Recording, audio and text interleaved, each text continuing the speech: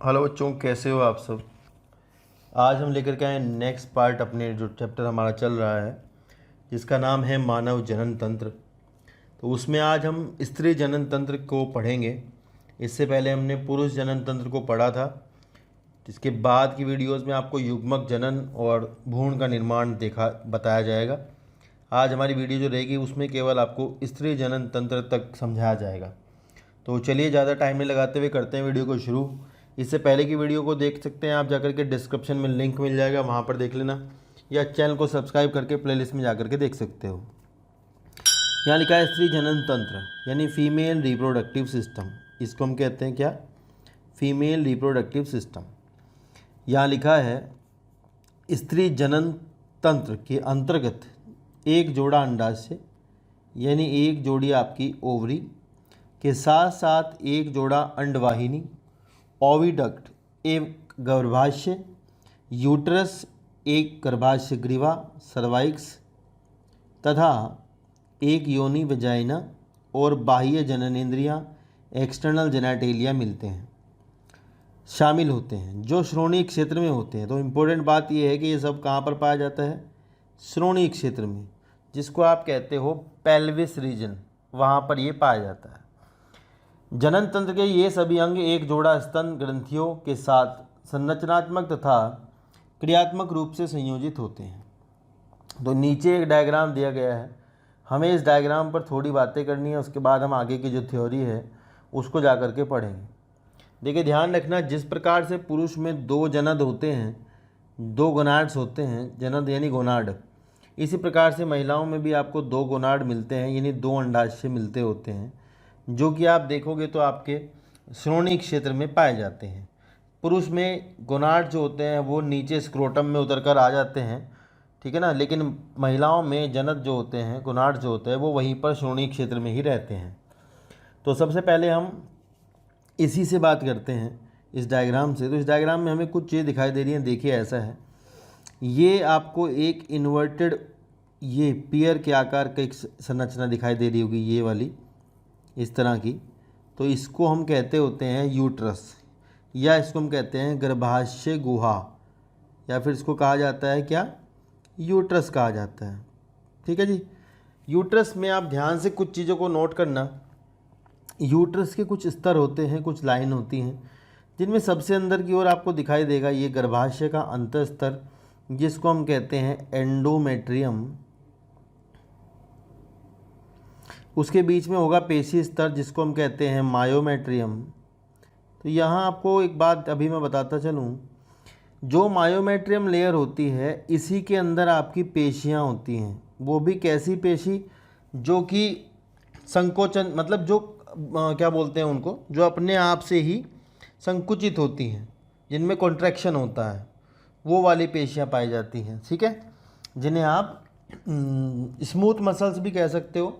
मतलब एक तो आपकी इच्छा से चलने वाली होती है स्टार्टेड मसल्स, एक आपकी होती है स्मूथ मसल्स, वो इनमें पाई जाती हैं, जिन पर आपका कोई कंट्रोल नहीं होता। और बाहर की तरफ होता है आपका पेरीमेट्रियम। तो देखिए ऐसा है, तीन लेयर यहाँ पर होती हैं, एंडोमेट्रियम, मायोमेट्रियम और पेरीमेट्रियम। सबसे अंदर वाली एंडोमेट्रियम है। इनके सबके अलग अलग फंक्शन हैं, वो आप जा कर के आगे देखोगे। फिर हम इधर देख सकते हैं, इसमें से एक निकला हुआ पार्ट है जिसको हम कहते हैं अंडवाहिनी नलिका, या हम इसको कहते हैं ओविडक्ट। क्या कहते हैं? ओविडक्ट या अंडवाहिनी नलिका। इस अंडवाहिनी नलिका में हम क्या देख रहे हैं? नीचे की तरफ यहाँ पर लिखा है झल्लरी। झल्लरी का मतलब होता है फिमरी। फिमरी। इसके ऊपर वाला पार्ट पे लिखा है कीप, इसको कहते हैं इनफंडीबुलम। इसके ऊपर होता है एम्पुला, ये इसका चौड़ा पार्ट होता है, ऐसा बताते हैं। उसके ऊपर लिखा है संकीर्ण पथ स्थूमस। तो ये तीन पार्ट होते हैं ओविडक्ट के। ओविडक्ट यानी जो आपकी अंडवाहिनी नलिका होती है, जो जाकर के गर्भाशय गुहा में खुलती है, उसके तीन पार्ट होते हैं, जिनमें से आप देख रहे हो सबसे नीचे की तरफ जो इनफंडीबुलम वाला पार्ट है, कीप जो लिखा हुआ है यहाँ पर, ठीक है, या झालरदार कीप जो आपकी होती है, इसके ऊपर एम्पुला, उसके ऊपर स्थूमस होता है। ये एक तरह से अंडवाहिनी होती है, ठीक है ना, ओविडक्ट होती है। होता ऐसा है कि जब आपके अंडाशय के अंदर से जब एग निकलता है तो वो आपका यहाँ पर उठा लिया जाता है, ठीक है ना। यहाँ इसके अंदर छोटे छोटे सीलिया होते हैं जिनको आप रोम कहते हो। ये रोमा भी इपिथीलियम इसकी होती है, अंदर से रोम वाली इपिथीलियम इसके अंदर से पाई जाती है, जो कि एग को उठा करके यहाँ तक पहुँचाते हैं एम्पुला वाले पार्ट तक। फिर इस एम्पुला वाले पार्ट में जो तुम्बिका लिखा हुआ है, इस पार्ट में निषेचन का कार्य होता है। इस बात को आप ध्यान रखना, ठीक है। ये पूरा जो लंबी आपकी अंडवाहिनी होती है, ये लगभग 10 सेंटीमीटर लंबी नलिका होती है, जो कि जाकर गर्भाशय गुहा में खुलती होती है। इस बात को आप ध्यान रखना। इसका इम्पोर्टेंट काम है बहुत ज़्यादा। शुरुआती जो पोषण है वो यहीं पे मिलता है, जो भ्रूण होता है उसको, और वो इसी के अंदर से जो है निषेचन भी आपका एम्पुला वाले पार्ट में ही होता है। इनमें इम्पोर्टेंट बात आप ध्यान रखोगे कि इसकी जो सतह होती है उस पर पाए जाने वाली जो इपिथीलियम होती है वो सिलिएटेड होती है। सिलिएटेड होने का मतलब है कि उसके ऊपर रोम होते हैं, या उसको हिंदी में बोलते हैं रोमाभी एपिथीलियम। ये सवाल आपके पेपर में आ जाता है बहुत ज़्यादा, तो आप इसको इम्पोर्टेंट है, इसको याद रखना, ठीक है। फिर हम इसमें देख सकते हैं ऊपर लिखा है गर्भाशय बुग्न या फंडस, तो इसके ऊपर वाला पार्ट फंडस कहलाता है। नीचे हमें मिलेगा, इसमें आओगे गर्भाशय ग्रीवा, ग्रीवानाल और योनि, यानी सर्वाइक्स और वेजाइना, ठीक है ना। और इसमें यहाँ पर आपको बता दूँ, यहाँ इंटरनल ओएस होता है और यहाँ एक्सटर्नल ओएस होता है, ठीक है। तो बीच में आपकी होती है सर्वाइक्स। सर्वाइक्स और वजाइना दोनों को मिला करके आपकी बनती है बर्थ कैनाल, बर्थ कैनाल, ठीक है ना। तो ये सब हम आगे पढ़ेंगे। तो यहाँ इस डायग्राम में आपको जो है ज़्यादा नहीं दिया गया है, ठीक है ना, ज़्यादा कुछ तो बताया नहीं गया है। गर्भाशय के बारे में, यूट्रस के बारे में बहुत ज़्यादा नहीं बताया गया है। सीधा सीधा बताया कि भाई इसके ये पार्ट होते हैं, इसके बीच का पार्ट बॉडी होता है, ये बॉडी होती है इसकी, ठीक है ना। और इसी के अंदर आपका जब जो गर्भ होता है, यानी जो एम्ब्रियो होता है, वो यहाँ पर एंडोमेट्रियम लेयर में इम्प्लांट हो जाता है। तो इसको हम पूरा अच्छे से आगे जाकर तो पढ़ेंगे कि भाई कहाँ पर क्या इम्प्लांटेशन किस तरह से क्या होता है, वो हम पढ़ेंगे। अंडाशय के बारे में मैं आपको बता दूं, यहाँ पर अंडाशय के बारे में नहीं बताया गया है। अंडाशय का डायग्राम भी आपकी किताब में आगे चलकर दिया गया है, इस बात को ध्यान रखना, ठीक है। तो एक बार अगर मैं चाहूँ तो छोटा सा अंडाशय का डायग्राम आपको बना करके यहाँ दिखा सकता हूँ, बाकी हम आगे जा कर के उसको पढ़ेंगे। कुछ इस तरह का अंडाशय होता है एक, मान लीजिए इस तरह का। इसकी खास बात होती है कि इसमें इधर की साइड पर, यहाँ पर, यहाँ से ये कनेक्ट रहता है किसके साथ में, गर्भाशय के साथ में कनेक्ट रहता है। ऊपर से भी ये बड़े लिगामेंट्स के द्वारा कनेक्ट रहता है, जुड़ा रहता है, ठीक है। ये इस तरह से इसके अंदर आपके गोनाड के अंदर ये जो लेयर होती है इसको हम बोलते हैं जननिक इपिथीलियम। ये आपको पता ही है, जननिक इपिथीलियम होगी, जिससे कि आपके भविष्य में जिस प्रकार हमने वहाँ देखा था सेमिनिफेरस ट्यूब्यूल के अंदर, इसी तरह यहाँ भी आपके जो है उसका निर्माण होगा। जो कोशिकाएं मादा युग्मक बनाने में भाग लेती हैं, उनका निर्माण यहीं से होगा, ठीक है ना। तो ये आप ध्यान रखना। बाहर की तरफ एक जननिक इपिथीलियम होती है, ठीक है। उसके अंदर आप इसमें ध्यान रखना, यहाँ पर अंदर इसके एक लेयर होती है, वही ट्यूनिका एल्ब्यूजिनिया, ठीक है। वहाँ नर में ये बाहर होती है, लेकिन यहाँ पर ये जननिक इपिथीलियम के अंदर का स्तर होता है, जो कि संयोजी ऊतकों का बना हुआ स्तर होता है। ये सवाल आ जाता है, पर एनसीईआरटी ने नहीं दिया है तो ज़्यादा पूछने की संभावना कम होती है, ठीक है। अंदर इसके जो ऊतक होता है यहाँ पर, उसको स्ट्रोमा कहा जाता है, ओवेरियन स्ट्रोमा कहते हैं। बाहर का लेयर कोर्टेक्स होती है, ये यहाँ से कनेक्टेड होती है, इसको कहते हैं मीजोवेरियम। ये भी एनसीईआरटी ने नहीं बताया है। यहाँ से मीजोवेरियम से जो है, मतलब ये आपको जोड़ने वाली जो जगह होती है, यहाँ से जो है इसके अंदर वो जो आती हैं, क्या बोलते हैं, ब्लड वेसल्स वगैरह यहीं से आई होती हैं इसके अंदर, ठीक है ना। इसे जुड़ा रहता है। तो बाकी जो चीज़ें हैं अंडाशय के बारे में, वो आप डेवलपमेंट के दौरान आगे हम पढ़ेंगे कि किस प्रकार से इसके अंदर फोलिकल का डेवलपमेंट होता है, वहाँ जा कर के पढ़ने वाले हैं। ठीक है, ये ध्यान रखना बस। ये स्ट्रोमा होता है, बाहर की तरफ थोड़ा कोर्टिकल स्ट्रोमा होता है, अंदर बीच वाला मेडुलरी स्ट्रोमा होता है। मतलब दो होते हैं, कोर्टिकली मतलब बाहर को होता है, और बीच में जो होता है वो मेडुलरी, मेडुलरी मतलब मध्य वाला, ठीक है, और एक बाहर वाला होता है। ठीक है, ये ध्यान रखना। और बहुत ज़्यादा इसमें रुधिर वाहिनियाँ रहती हैं, प्रचुर मात्रा में दुनिया भर की रुधिर वाहिनियाँ इसके अंदर पाई जाती हैं, ये भी ध्यान रखना। तो इससे कुछ सवाल ज़्यादा नहीं आएंगे आपके पेपर में। ठीक है, चलिए अगले पेज पर चलते हैं। आगे क्या दिया है,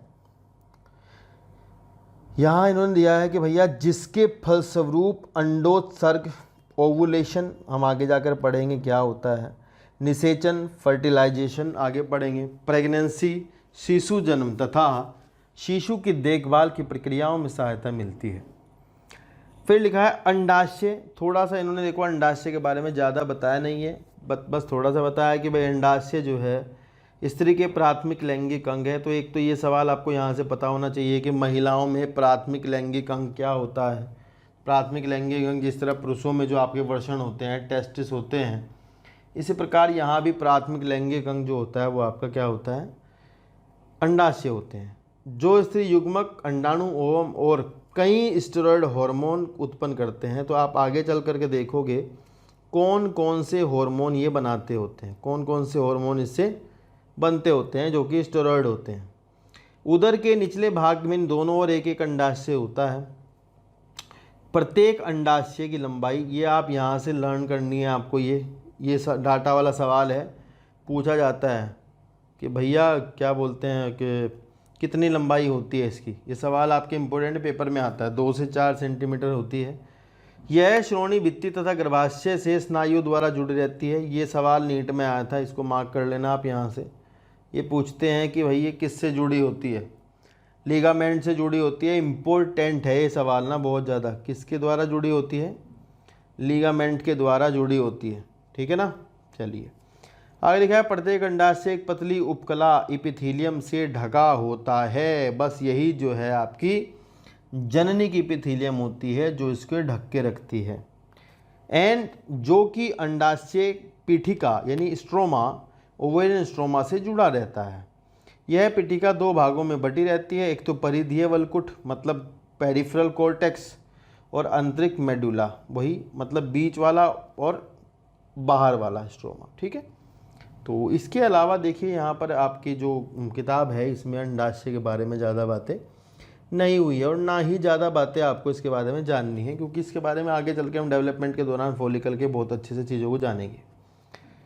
यहाँ लिखा है अंडवाहिनियाँ, डिम्ब वाहिनी नलिका, फैलोपियन नलिका। देखिए भैया ऐसा है, ओविडक्ट, फैलोपियन ट्यूब, डिम्ब वाहिनी नलिका, ये एक ही नलिका का नाम है जो कि हमने पीछे जाकर भी पढ़ी है, जिसके 3 पार्ट होते हैं, एम्पुला, इन्फंडिबुलम और स्थूमस। ठीक है ना जी। यहाँ लिखा है गर्भाशय तथा योनि मिलकर स्त्री सहायक नलिकाएं बनाते हैं। प्रत्येक फैलोपियन ट्यूब यानी डिम्ब वाहिनी नली लगभग 10 से 12 सेंटीमीटर लंबी होती है। ये डाटा है, फिर से आपको डाटा वाले सवाल जो है याद करने हैं, किसमें कितना क्या कहाँ मिलता है, ये आपको लर्न करने वाली चीज़ें हैं तो आपको याद रखनी पड़ेंगी। ठीक है ना, जो प्रत्येक अंडाशय की परिधि से चलकर गर्भाशय तक जाती है। अंडाशय के ठीक पास डिम्ब वाहिनी का हिस्सा कीप के आकार का होता है, जिसे कीपक या इन्फंडिबुलम कहा जाता है। तो आपको इंग्लिश में भी ये नाम पता होने चाहिए, इन्फंडिबुलम, कीपक किसे कहते हैं। यानी इस कीपक के किनारे अंगुली के समान प्रोजेक्शन होते हैं, तो जिसको झालर या फिम्बरी कहते हैं। तो ये मैंने बताया आपको पीछे अभी कि फिम्बरी जो होती हैं, जो आपका डिस्चार्ज ओवम होता है, जब आपके अंडाशय से ओवम यानी बाहर आता है, तो उस समय पर ये उसको उठाने का काम करती हैं। जो बाहर कैविटी होती है ना, उसमें से एग को उठा लेते हैं, उठा करके ओविडक्ट में यानी डिम्ब वाहिनी नलिका में ले जाते हैं। ठीक है ना। अंडोत्सर्ग के दौरान अंडाशय से उत्सर्जित अंडाणु को संग्रह करने में ये झालर सहायक होते हैं। कीपक आगे चलकर एक चौड़े भाग में खुलता है। तो ये वर्ड जो चौड़े है ना, ये आपको ध्यान रखना है। आपसे सवाल ऐसा पूछेंगे कि इसका चौड़ा भाग कौन सा होता है, तब आपका आंसर होगा भी चौड़ा भाग जो होता है इसका वो एम्पुला होता है। ऐसा सवाल आपके पेपर में आएगा, इसको मार्क कर लेना। ठीक है, चलिए लिखा है कि अंडवाहिनी का अंतिम भाग संकीर्ण पथ स्थुमस में एक संकरी अवकाशिका ल्यूमेन होती है जो गर्भाशय को जोड़ती है। तो ये कह रही है बाद में जाकर के जो उसका पार्ट होता है स्थुमस जो होता है फाइनली जाकर के गर्भाशय के साथ में जुड़ा होता है। लिखा है गर्भाशय केवल एक होता है और इसे बच्चेदानी भी कहते हैं या वॉर्म कहते हैं। गर्भाशय का आकार उल्टी नाशपाती जैसे होता है। ये सवाल आपके पेपर में यहाँ से आएगा, गर्भाशय का आकार कैसा होता है? आपका आंसर होगा इन्वर्टेड पियर शेप, यानी उल्टी नाशपाती के आकार का। यह श्रोणि भित्ति से स्नायु द्वारा जुड़ा होता है। फिर से सवाल है आपका यही कि भाई ये किसके द्वारा जुड़ा होता है? श्रोणि भित्ति में ये लिगामेंट के द्वारा जुड़ा होता है। अंडाशय भी इसके साथ लिगामेंट के द्वारा जुड़े होते हैं और ये भी किससे जुड़ा होता है? लिगामेंट से। गर्भाशय एक पतली ग्रीवा द्वारा योनि में खुलता है। ग्रीवा की गुहा को ग्रीवा नाल कहते हैं या सर्वाइकल कैनाल कहते हैं, जो कि योनि के साथ मिलकर, सवाल ये है आपको पेपर में आएगा, बर्थ कैनाल जन्म नाल जो होती है वो किस किस से मिलकर बनती है? तो ध्यान रखना है सर्वाइक्स और योनि यानी वजाइना की नाल मिलकर के जन्म कैनाल बनाती है। गर्भाशय की भित्ति ऊतकों की 3 परत वाली होती है, इस पर हमने बात करी है अभी। बाहर पेरीमेट्रियम, बीच में चिकनी पेशीय गर्भाशय पेशी स्तर मायोमेट्रियम। यही है जो आपकी बेबी के डिलीवरी के समय, बच्चे के जन्म के समय जो पेन होते हैं वो इसी मायोमेट्रियम में संकुचन होने से या कॉन्ट्रैक्शन होने से होते हैं। इस बात को ध्यान रखेंगे। और आंतरिक ग्रंथिल स्तर को गर्भाशय आंतरिक यानी एंडोमेट्रियम कहते हैं। ये एंडोमेट्रियम वो परत है जो कि हर महीने टूटती है, फिर से हर महीने नई बनती है, फिर से टूटती है, फिर से बनती है। तो इसके बारे में आप समझोगे क्या होता है, कैसे टूटती है आगे चलकर। जो गर्भाशय गुहा को स्थिरित करती है।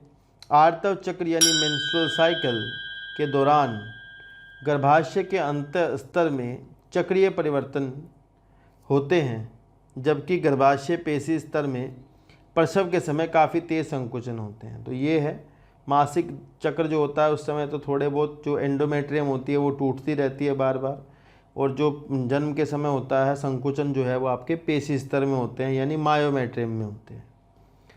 आगे लिखा है कि स्त्री के बाह्य जननेंद्रिय के अंतर्गत जघन शैल मोन्स प्यूबिस, वृद्ध भगकोष्ठ लेबिया मेजरा, लेबिया माइनेरा, योनि छिद्र हाइमेन और भग शेफ क्लाइटोरिस आदि होते हैं। जघन शैल वसा में ऊतकों से बनी एक गद्दी सी होती है जो त्वचा और जघन बालों से ढकी होती है। वृद्ध भगकोष्ठ ऊतकों का मांसल वलन फोल्ड होता है जो जघन शैल से नीचे तक फैले होते हैं और योनि द्वार को घेरे रखते हैं। लघु भगोकोष्ठ मानी लेबिया माइनरा ऊतकों का एक जोड़ा होता है और यह वृद्ध भगोकोष्ठ के नीचे मिलता है। योनि का द्वार प्राय एक पतली झिल्ली जिसे योनि